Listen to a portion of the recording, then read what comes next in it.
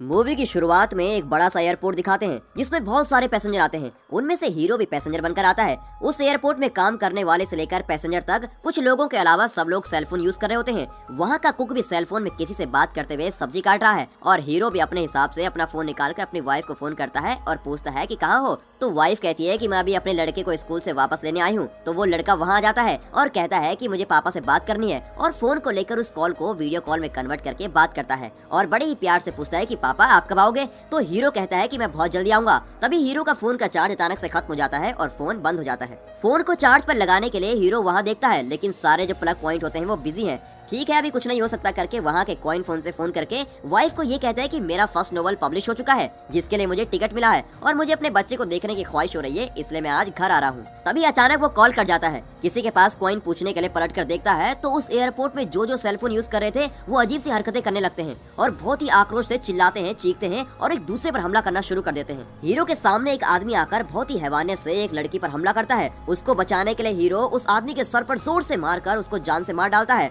दोनों जख्मी होकर गिरते हैं। तब उस लड़की के साथ आई हुई दूसरी लड़की उसका सेलफोन निकालकर इमरजेंसी नंबर को कॉल करती है तो दूसरे ही पल उसके मुंह से झाग निकलकर वो भी अफेक्ट होकर आक्रोशित होकर एक फोनर बन जाती है। वो भागकर एक दीवार पर अपना सर टकराती है और पलटती है तो उसके मुंह पर बहुत सारा खून है और उसके दांत टूटकर गिर जाते हैं। उसका चेहरा बहुत ही डरावना हो जाता है पर वो पागलों की तरह हंसते हुए भागकर हीरो को क्रॉस करते हुए भागती है। जो कुक उस समय सब्जी काटते हुए फोन पर बात कर रहा था वो भी अफेक्ट होकर एक फोनर बन जाता है और चाकू लेकर बाहर आकर गुस्से से एक आदमी को मार देता है और हीरो की तरफ आगे बढ़ता है। हीरो उससे लड़ रहा होता है। उसी वक्त एक पुलिस ऑफिसर आकर उस कुक को शूट कर देता है और हीरो को वहाँ से बचाता है। तभी वो पुलिस वाला कहता है कि वहाँ पर मौजूद सभी लोगों को शूट करना पॉसिबल नहीं है, थोड़ी हेल्प के लिए लोगों को बुलाना चाहिए। अपना फोन उठाता है तो हीरो कहता है कि सेलफोन यूज मत करो। जो भी सेलफोन यूज करता है वो अफेक्ट होकर एक फोनर बन जाता है। तभी थोड़े पुलिस ऑफिसर अफेक्ट होकर फोनर बनकर आक्रोशित होकर पागलों की तरह अंधाधुंध गोलियां चला रहे हैं। तो हीरो उनसे छुप के वहाँ पर चेयरों के बीच में छुप जाता है। तभी एक फ्लाइट क्रैश होकर जहाँ हीरो बैठा है उस तरफ टकराने वाली होती है। ये देखकर अंडरग्राउंड को जाने वाली सीढ़ियों की तरफ हीरो भागता है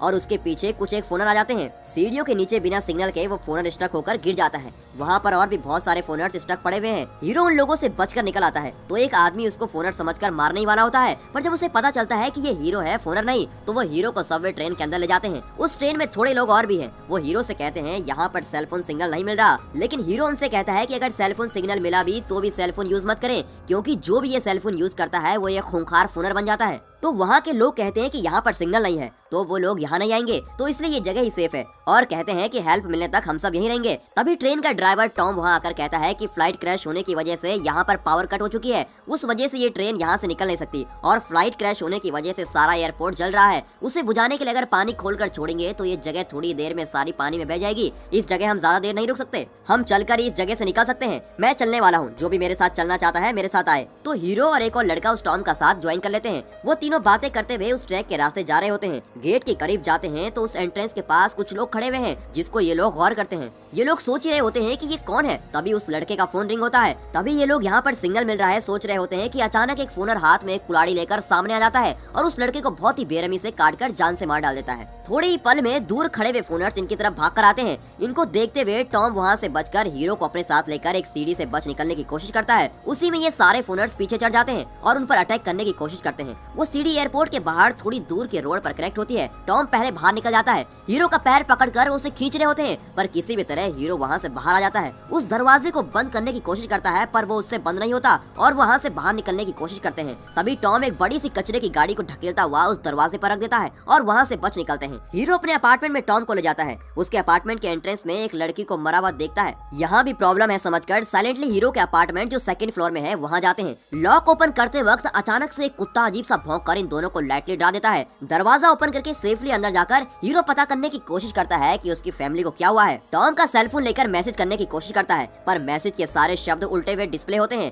सेलफोन इसके बाद वेस्ट करके उसको फ्रीजर में रख देते हैं और दोनों बात करने लगते हैं। तब उस घर के दीवार में बहुत सारी पेंटिंग्स को देखकर टॉम उसके बारे में पूछता है तो हीरो कहता है कि ये सब मेरे ग्राफिक्स नोवेल्स हैं। नोवेल्स लिखना मेरा बहुत बड़ा ख्वाब था, लेकिन बड़े ही फील करके कहता है कि ख्वाब या परिवार, इन दोनों के बीच में मैंने अपने ख्वाब को चुना और मैं अपने परिवार से दूर हो गया। तो सडनली कोई दरवाजे पर जोर से मार रहा होता है। हीरो हाथ में एक बड़ी लकड़ी लेकर दरवाजे के पास जाकर कौन है जोर से आवाज लगाता है। एक लड़की की आवाज आती है, दरवाजा खोलिए प्लीज। हीरो के दरवाजा खोलते ही एक लड़की सारे बदन पे खून से लथपथ है और उसके हाथ में चाकू होता है। तभी पता चलता है कि वो उसके घर के ऊपर रहने वाली लड़की है। उसे देखकर वो दोनों शॉक हो जाते हैं और पूछते हैं कि क्या हुआ है। वो रोते हुए बोलती है कि मेरी माँ फुनर बनकर मुझ पर हमला करने वाली थी और कोई रास्ता नहीं था तो मैंने उनको मार दिया। हीरो उस लड़की के हाथ से डरते हुए धीरे धीरे वो चाकू निकालता है और उसको दिलासा देता है और अपनी वाइफ के कपड़े देकर उसको नहाने के लिए कहता है। वो नहाकर आती है और कहती है कि मैं बहुत टायर्ड हूँ और मैं थोड़ा रेस्ट करना चाहती हूँ। फिर वो वहाँ के सोफे पर लेट जाती है। हीरो टॉम के पास आकर कहता है कि मेरी वाइफ आखिर में मुझसे सेल फोन पर बात कर रही थी, लेकिन पता नहीं क्या हुआ। कल मैं उनको देखने जा रहा हूँ, अगर आप भी मेरे साथ आएंगे तो अच्छा होगा। तब टॉम कहता है कि मेरा भी कोई नहीं है, मैं तुम्हारे साथ चलूंगा। तभी वो लड़की जिसका नाम एलिस है वो भी कहती है कि मेरा भी कोई नहीं है, मैं भी तुम लोगों के साथ चलूंगी। तीनों दूसरे दिन निकलने का डिसाइड करते हैं। तभी फ्रीजर में फोन रिंग होने की आवाज आती है। हीरो और टॉम फ्रीजर ओपन करके देखते हैं। टॉम का फोन रिंग होता है और फिर वो उस फोन को कट करके सोने जाते हैं। दूसरे दिन सुबह एलेक्स झांक कर रोड पर देखती है कि कोई दिक्कत है क्या। तभी देखती है कि वहाँ सारे फूनर्स ग्रुप में रोड पर घूम रहे हैं। टॉम और हीरो दोनों को बुलाकर दिखाती है। तभी वो सारे फूनर्स झुंड में घूम रहे हैं। वो एक एक करके चल रहे हैं। उन सबके रोड को क्रॉस करने के बाद ये तीनों धीरे से नीचे उतर कर आते हैं। तीनों के एंट्रेंस के पास जाते वक्त रोड पर फोनर्स चलने के वाइब्रेशन आती है। फोनर्स को एंट्रेंस में देख वो सब छुप जाते हैं। फिर उनकी आवाज जाने के बाद बाहर चलने लगते हैं। थोड़ी देर चलते हैं तो वहाँ पर एक टर्निंग आवाज आती है। तीनों एक जगह छुपकर झांक कर देखते हैं कि वो क्या कर रहे हैं। तो वो सारे प्रोग्राम्स किए हुए रोबोट्स की तरह रोड पर एक ही जगह पर चक्कर लगा रहे हैं। तभी उस रास्ते में दो लोग बाइक में सर पर हेलमेट लगा कर आते हैं। फोनर्स के झुंड को देखकर वो बाइक को टर्न करने की कोशिश करते हैं। तभी सारे फोनर्स उन पर अटैक कर देते हैं। ये देखकर ये तीनों उस गैप को यूज करके डर के उनकी आंखों में बिना पड़े दूसरी तरफ एस्केप होकर भाग जाते हैं। सिटी को पार करके जाते वक्त रास्ते में सारे सेलफोन टावर्स को देखते हुए जाते हैं। ऐसे ही चलकर जाते हुए एक अकेला घर देखते हैं। तभी उस घर के बाहर बोर्ड लगा हुआ है कि उस घर में गन ट्रेनर्स हैं। फिर हीरो और एलेक्स उनके पास हेल्प मांगने के लिए जाते हैं और सोचते हैं कि उनसे सेफ्टी के लिए गन्स मांग लेंगे। अंदर जाकर देखने के बाद पता चलता है कि उस घर में दो लोग एक दूसरे को शूट करके मार चुके हैं।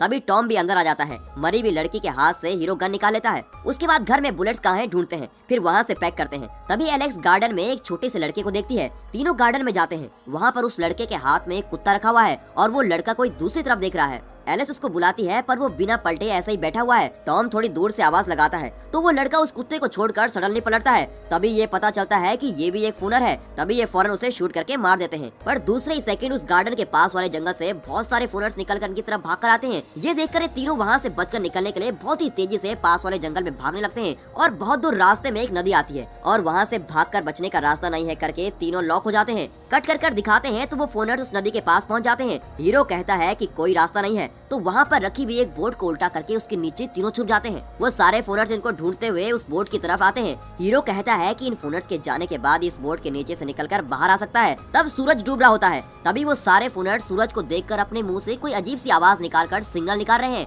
थोड़ी देर बाद सारे निकल जाते हैं। फोनर्स के जाने के बाद ये लोग उस बोट के नीचे से निकल कर आते हैं। हीरो कहता है कि ये सारे लोग कुछ प्रोग्राम्स किए हुए जैसे चल रहे हैं और जैसे ही उस लड़के ने हमको देखा थोड़ी देर में हमें ढूंढते हुए सारे सभी यहाँ आ गए। वो सारे हमें उस लड़के के जरिए ही देखे होंगे। लगता है वो एक दूसरे से टेलीपैथी की तरह कनेक्टेड है। उसके बाद एक पुल को क्रॉस करते हुए चले जाते हैं और रात को एक स्कूल के रास्ते से होते हुए जाते हैं जहाँ पर म्यूजिक की आवाज आती है। वहाँ पर उस स्कूल का हेडमास्टर और उसके साथ अच्छा पढ़ने वाला लड़का जॉर्डन भी है। उनके पास जाकर हीरो कहता है कि क्या आज रात हम यहाँ रुक सकते हैं। तो वो दोनों मान लेते हैं। तभी ये पूछता है कि आपने इतनी जोर से म्यूजिक क्यों लगाया है, अगर फोनर्स आ जाएंगे तो। तभी वो हेडमास्टर कहता है कि ये म्यूजिक उन फोनर्स से ही आ रहा है। फिर उनको स्कूल के ग्राउंड पर लेकर जाकर दिखाता है। वहाँ पर 100 से भी ज्यादा स्टूडेंट्स हाथ में सेलफोन लिए उस सेल से गाने सुन रहे हैं। तभी हेडमास्टर चाकू निकालकर एक स्टूडेंट के पैर पर छुपाता है। कोई भी रिएक्शन दिए बिना, मूव किए बिना वो वहीं पे पड़े हैं। वो लड़की डरकर पूछती है कि क्या वो आ जाएंगे। तभी वो हेडमास्टर कहता है कि अगर मैं पैर की जगह सर पर भी मारूं ना तो भी नहीं आएंगे। तभी जॉर्डन कहता है कि ये जो म्यूजिक है वो उनके मुंह से आ रहा है। तो हीरो उनमें से एक के पास जाकर कान लगाकर सुनता है। तो जैसे जॉर्डन ने कहा वैसे ही म्यूजिक उसके मुंह से प्ले हो रहा है।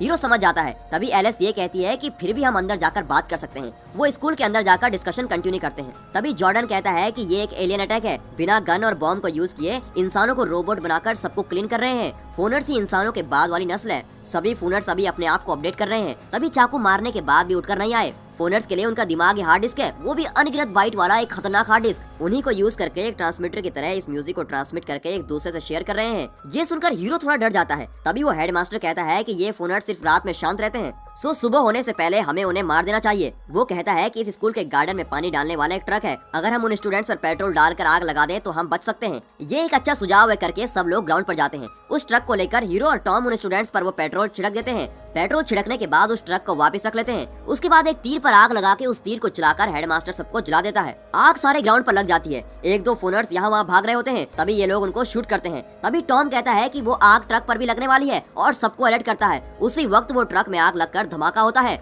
जिसमें बेचारा वो हेडमास्टर स्पॉट पर ही मर जाता है। फोनर्स के बारे में जो अच्छे से जानता था वो हेडमास्टर अब मर चुका है। उसके लिए जॉर्डन बहुत रोता है। जॉर्डन को दिलासा देकर तुम्हारा यहाँ रहना ठीक नहीं है करके जॉर्डन को वो लोग वहाँ से ले जाते हैं। थोड़ी देर चलने के बाद एक थिएटर आता है। उस थिएटर की बाड़ को तोड़कर वो अंदर जाते हैं और थोड़ा देर रेस्ट करते हैं। सोते वक्त हीरो को एक ख्वाब आता है। उस ख्वाब में एक रेड कलर की जैकेट वाला एक फोनर आकर उसको डराता है। हीरो डरकर जाग जाता है। तब सब जाग रहे होते हैं। वो ये कहता है कि मैंने ख्वाब में एक रेड कलर जैकेट वाले को देखा और मैं जाग गया। तो बाकी सभी लोग भी कहते हैं कि हमने भी उसको ख्वाब में देखा है। तभी वो कहता है कि यहाँ पर कुछ तो गड़बड़ हो रहा है। फिर कहता है कि कोई सिग्नल हमारे दिमाग को थोड़ा थोड़ा करके ऑक्यूपाई कर रहा है। अब यहाँ सोना और ठीक नहीं है। ये सुनकर वो चारों वहाँ से निकल जाते हैं। बाहर आता ही एलिस और टॉम दोनों का सेलफोन बजता है। उसको उठाकर देखा तो प्राइवेट नंबर करके डिस्प्ले होता है। उस फोन को आग में डालकर वो वहाँ से निकल जाते हैं। फिर सारा दिन चलते ही रहते हैं तो रास्ते में एक अकेले बार को देखते हैं। उस बार के बाहर क्वेश्चन एंड नो फोन करके लिखा है। तो नोफो का मतलब है नो फोन और क्वेश्चन का मतलब है कि इस जगह पर कोई मोबाइल सिग्नल नहीं है, इसलिए वो जगह सुरक्षित है। जॉर्डन कहता है कि जो लोग बचे हैं वो लोग इस जगह पर आ रहे हैं। उस बोर्ड पर मेंशन किया गया है। वो लोग उस बार के अंदर जाते हैं। वहाँ उस बार में एक लेडी और दो जेंट्स हैं। ये लोग कहते हैं कि क्या हम रात भर यहाँ रुक सकते हैं, फिर सुबह चले जाएंगे। तो वो लोग मान जाते हैं और रहने के लिए जगह दे देते हैं। यहाँ पर ये लोग अपनी पसंद का खाना और कुछ देर गाना गाकर थोड़ी देर खुश रहते हैं। उस रात हीरो एलिस से अपनी वाइफ के बारे में बताकर फील करता है। तो वो लड़की कहती है कि फिक्र मत कीजिए, आप जरूर अपनी फैमिली से मिलेंगे। उसके बाद सब सोने चले जाते हैं। अचानक वो लेडी नींद से उठकर दरवाजे के पास जाती है। दरवाजे के पास लगी चाबी वाइब्रेट होती है। दरवाजे के पास जाकर कान लगाती है। कोई सिग्नल साउंड उसको अटैक करता है। उसके बाद उसको दरवाजे के पास बिना हिले खड़े हुए देखकर हीरो हाथ में पिस्तौल लेकर उसके पीछे जाकर उसको बुलाता है। तभी अचानक एक फूनर उस पर अटैक कर देता है।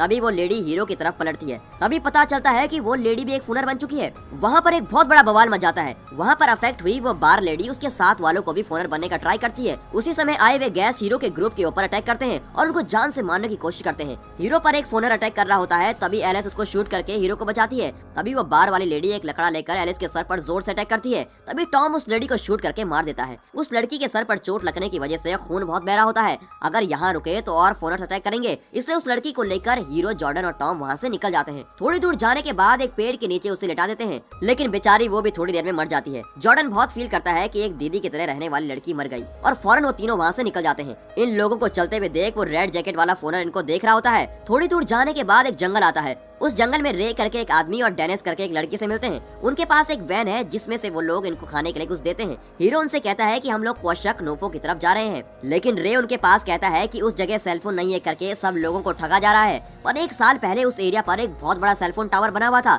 वो जगह बहुत डेंजर है। फिर रे कहता है कि मैंने एक रेड जैकेट वाले को अपने ख्वाब में देखा। वो मेरे दिमाग को ऑक्यूपाई करने की कोशिश कर रहा है। फिर ये बात कर रहे होते हैं कि वही इन फोनर्स का सरदार होगा। रे कहता है कि जब से वो मेरे ख्वाब में आया है मैं तब से आज तक सो नहीं पाया हूँ। ये सुनकर तीनों बहुत ही शॉक हो जाते हैं। वहाँ पर एक आदमी के हाथ पैर बंधे हुए हैं और उसका चेहरा बंद करके रखा हुआ है। डेनिस थोड़ा खाना ले जाकर उसको खिलाने की कोशिश करती है, पर वो खाना नहीं खा रहा होता है। फिर वो तीनों उसको अजीब से देखते हैं। तो डेनिस कहती है कि ये मेरा भाई है, ये भी अफेक्टेड है, पर यहाँ पर सिग्नल न मिलने की वजह से बहुत साइलेंट है। अगर सिग्नल मिला तो ये हमें देख लेगा, इसलिए इसका सर बंधा हुआ है। उसी वक्त उस लड़के के पास से हीरो के बेटे की आवाज आती है। हीरो उसका चेहरा ओपन करने के लिए ट्राई करता है। तभी टॉम कहता है कि नहीं, ऐसा मत करो, वो तुम्हारा बेटा नहीं है। हीरो उसका चेहरा खोल देता है तो वो आदमी एक रिकॉर्डिंग प्ले करता है जिसमें हीरो के अपने बच्चे से बात हुई थी। तभी टॉम उसको शूट कर देता है। डेनिस ये देखकर बहुत फील करती है। फिर टॉम उसको दिलासा देता है। उसकी आंख के थ्रू सब हमको देख चुके होंगे, अब यहाँ रहना बिल्कुल भी सेफ नहीं है। फिर सब वहाँ से वैन में चढ़कर निकल जाते हैं। रे वैन को चला रहा होता है। जंगल की तरफ जाते वक्त बहुत डिस्टर्ब होकर वैन को रोककर रे हीरो को लेकर वहाँ से दूर चला जाता है।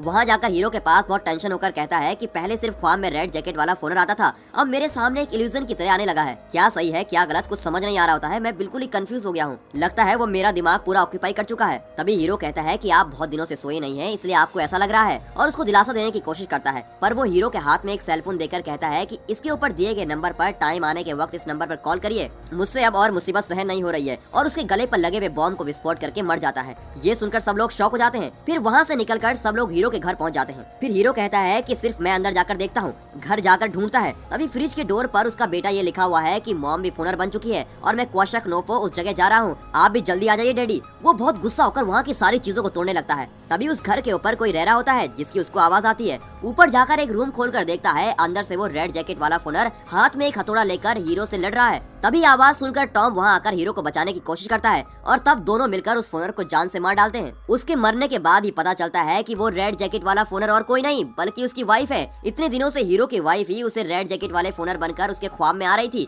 ये पता चलने के बाद वो बहुत ही मायूस हो जाता है। फिर उसको जो रे ने सेल फोन दिया होता है उसको याद आता है, उसको निकाल कर देख रहा होता है। फिर टॉम पूछता है कि वो क्या है। तभी हीरो कहता है कि रे ने मुझे ये फोन दिया है और कहा है कि टाइम आने पर इस नंबर पर कॉल करो। वो टाइम कब आएगा करके टॉम पूछता है। तभी अचानक हीरो को कुछ रियलाइज होता है। फौरन वैन पर जाकर चेक करके आता है, उस वैन में रे ने बॉम्ब सेट किया हुआ है। सबको निकाल कर अकेला उस वैन पर सवार होकर हीरो अपने बेटे को ढूंढने के लिए कोशप को निकलता है। तभी जॉर्डन कहता है कि आपको वहाँ नहीं जाना चाहिए, वहाँ जाने का मतलब है खुदकुशी करना, वहाँ गए तो आप कभी नहीं लौटेंगे, और उसे जाने से रोकने के लिए कहता है। पर हीरो उससे ये कहता है कि मैं अपने बेटे के बारे में जाने बिना सुकून से जी नहीं सकता। उसके हाथ में येलो कलर का पेंट देखकर कहता है कि आप जिस भी जगह जाएंगे उस रोड के लेफ्ट की तरफ पेड़ों पर एक निशान लगाते हुए जाएं, ताकि जब मैं लौटूं तो उस निशान को फॉलो करते हुए आप लोगों तक पहुंच जाऊं। और फिर ये कहकर वो वैन लेकर वहाँ से निकल जाता है। रास्ते में थोड़े लोग उससे मदद मांगते हैं, लेकिन वैन में बॉम्ब रहने की वजह से और कौशक बहुत ही रिस्की जगह होने की वजह से उसको अनदेखा कर देता है। टावर ही नहीं है करके बोलने वाले उस कौशक के जंगल में एक बहुत बड़ा राक्षस जैसा टावर है। उस जगह हीरो जाकर पहुंचता है। उस टावर के आसपास करोड़ों की तादाद में फोनर्स उस टावर की तरफ एक ही रिदम में गोल गोल चक्का लगा रहे हैं। हीरो ये देखकर बहुत ही शॉक हो जाता है। बहुत ही धीरे से उस भीड़ में वैन को लेकर घुस जाता है। टावर के सेंटर पर जाने की सोच रहा होता है।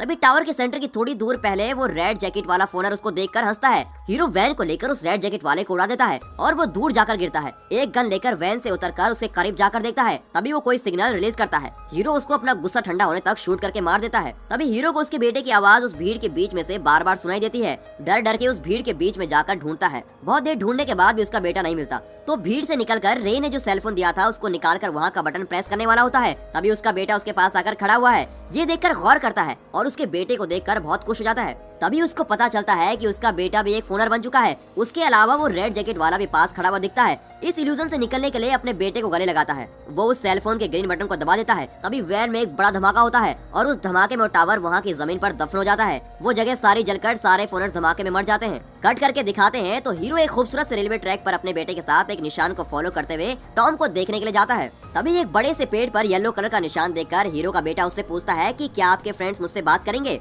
कट करके सीन को फिर उसी टावर के पास दिखाया जाता है जहाँ पर सारे फोनर चक्कर लगा रहे हैं। उसको क्लोजली दिखाते हैं जिसमें हीरो भी चल रहा होता है। यानी कि उसके बेटे को देखना, रेड जैकेट वाले फोनर को मारना, बॉम्ब ब्लास्ट होना, ये सब कुछ इल्यूजन था। हीरो जब रेड जैकेट वाले को उड़ाकर जब उसके पास गन लेकर जाता है, उसके रिलीज किए गए सिग्नल से हीरो भी एक फोनर बन जाता है और उसके साथ मिल जाता है। सब कुछ अच्छी तरह से खत्म हो गया है करके अपने ख्वाबों की दुनिया में फंसकर फोनर बन के घूम रहा है। और आपने इस मूवी का क्लाइमेक्स देखा और साथ ही ये पिक्चर आपको कैसी लगी, अपना पॉइंट ऑफ व्यू नीचे कमेंट